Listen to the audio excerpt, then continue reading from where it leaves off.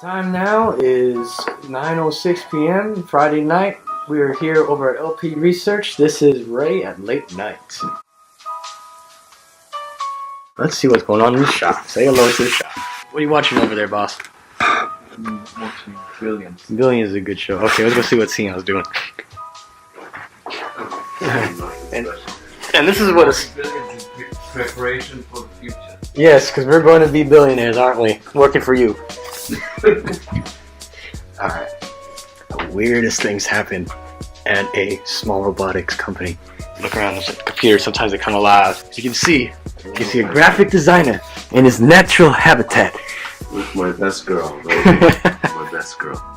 The only one that The only one that's going to stick around.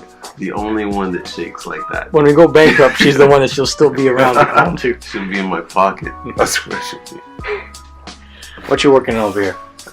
Just trying to get this rig ready for this headpiece. I don't know if this is like undercover stuff though, but yeah.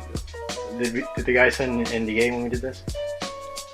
Well, actually, I guess it's our designs. Okay. I'll run it by Lynn on that one. You can blur it out a little. Yeah. Work on that. Tune in next time for LP Research Ray at Night.